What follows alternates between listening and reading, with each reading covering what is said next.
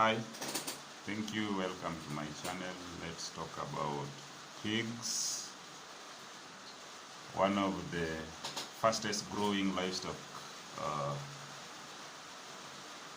species that is kept in Kenya and in extension around the world.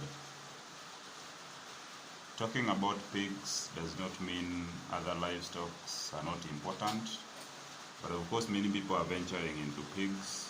Look at dairy farmers, talk to poultry farmers, talk to sheep and goat farmers.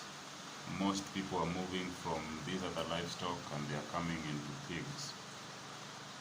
Today I want us to look at the importance of keeping pigs, or the advantages of keeping pigs as compared to other livestock.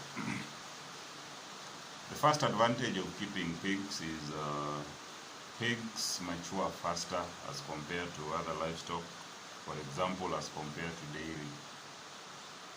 For example, a male pig matures and starts breeding at an age of 7 months, but of course you're supposed to begin using it at an age of 8 months.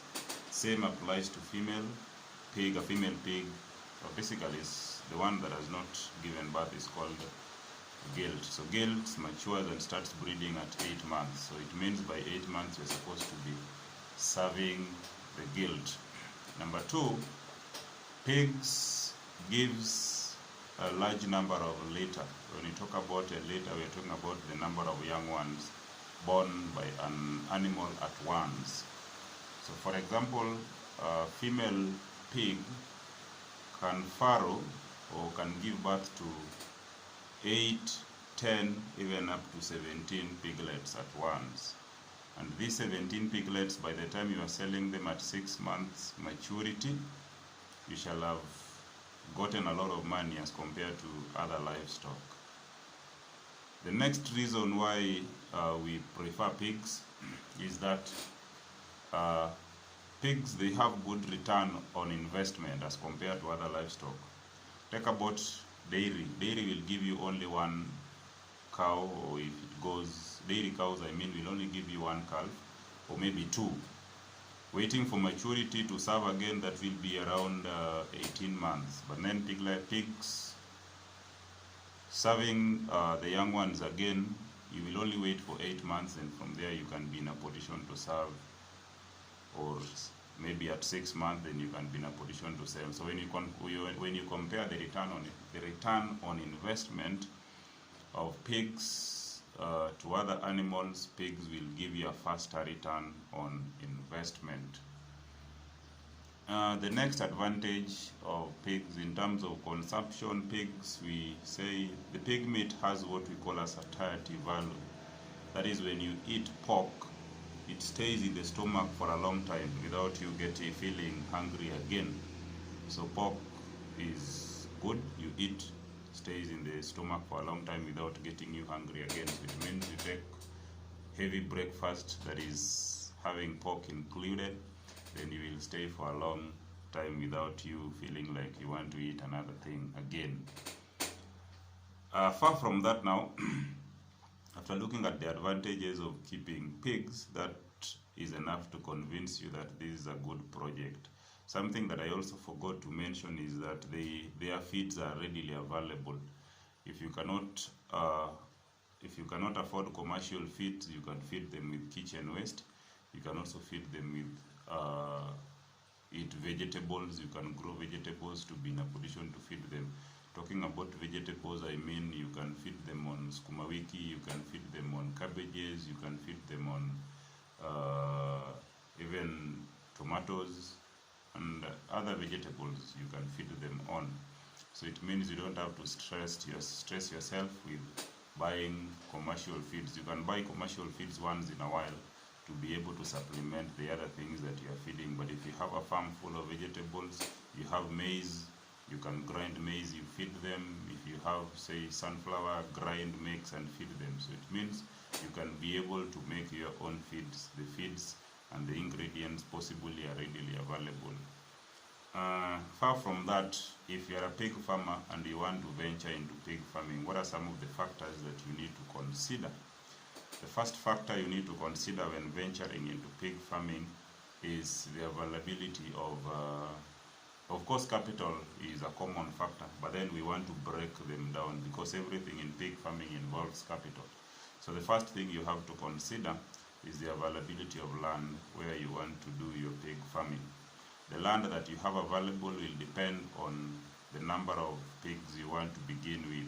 For small-scale farmers, I normally advise them to begin with the in-pig gilts. Talking about in-pig, I mean those that are pregnant. The young pigs that are pregnant or the gilts that are pregnant. You can start with one or start with two.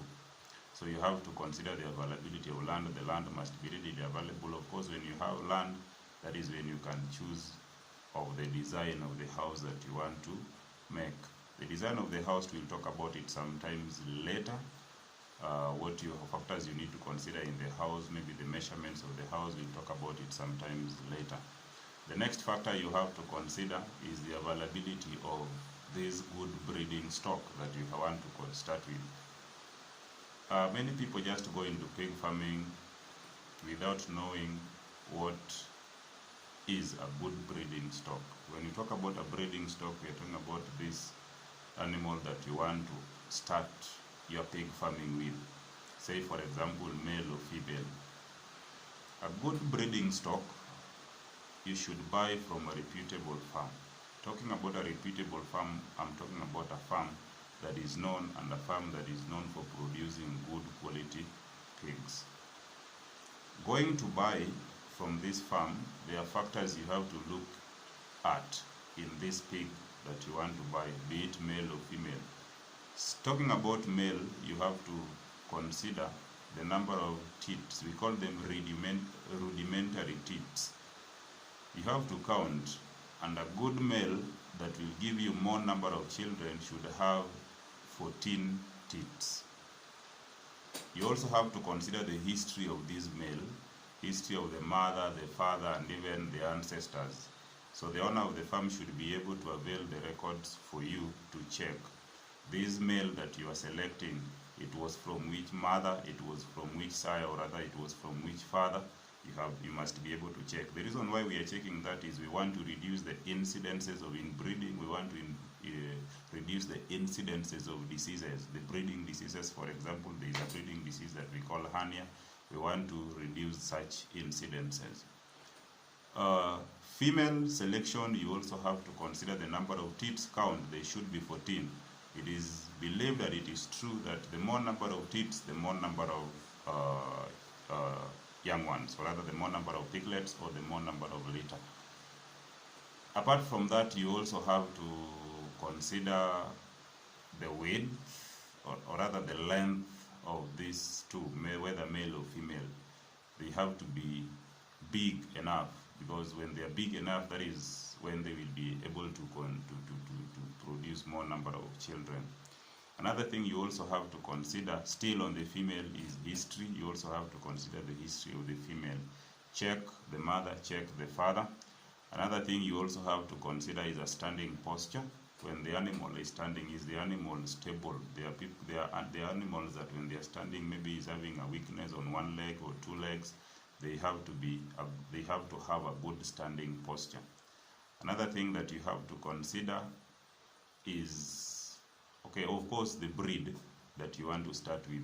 We normally advise farmers, maybe you can venture in, when you want to start pig farming, you can maybe start with what we call Landrace. Is a breed of pig. You also start with large white, or maybe you can start with a cross between Landrace and large white. They have been believed to be the best. Also, when you talk about male, you can choose Max Grow, you can choose Duroc, large white, Landrace. They are believed to be the best. Of course, they are the best in terms of the number of children, in terms of mothering ability, in terms of growth rate, in terms of size, in terms of course, when you talk about size, you see when we are selling pigs, we sell them based on weight. So then weight is important, and you see weight sometimes is directly proportional to size. So you talk about such. So after considering all those, then you can bring in your animals in the farm. There is much that can be talked about apart from the breeding aspect.